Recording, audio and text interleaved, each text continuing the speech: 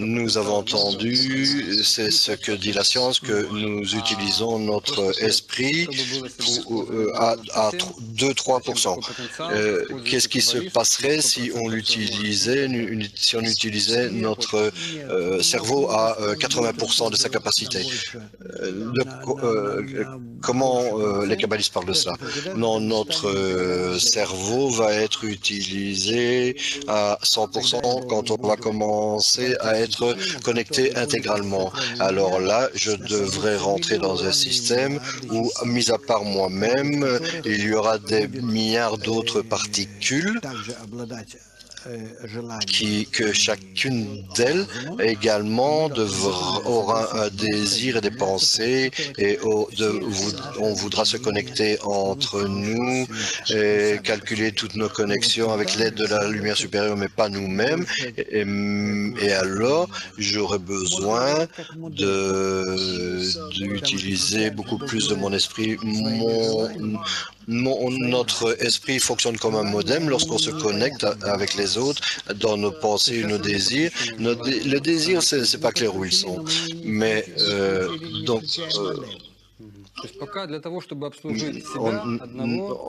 on n'est pas connecté avec les autres. Si, nous sommes, mais on n'a pas allumé le modem. Et alors, pour que ça te serve, 3% c'est suffisant. Et puis après, on atteindra 100%. Non, même pas cela, non. Tu sais, les désirs, de quoi avons-nous besoin pour réaliser nos désirs animaux?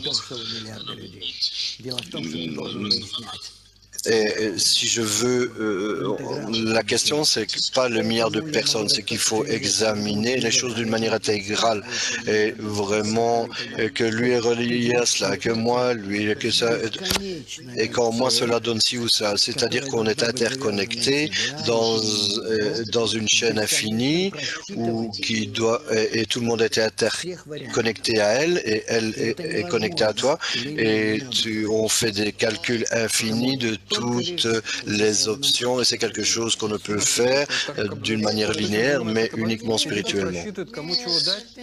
Mais c'est fou ce que font les kabbalistes, c'est savoir quoi donner à qui? Non, c'est pas fait dans notre esprit. Notre esprit est basé sur le désir. Ce qu'on reçoit uniquement, c'est une petite chaîne, une chaîne intégrale et on est connecté. C'est ce qu'on a étudié dans la sagesse de la Kabbale.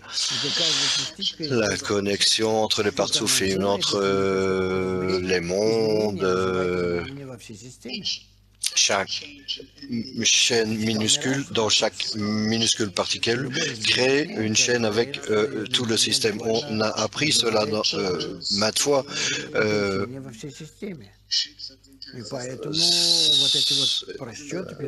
Par conséquent, ces calculs, recalculs, les sentiments de comment tout circule dans une harmonie infinie, c'est ce que nous devons avoir dans l'esprit de l'homme.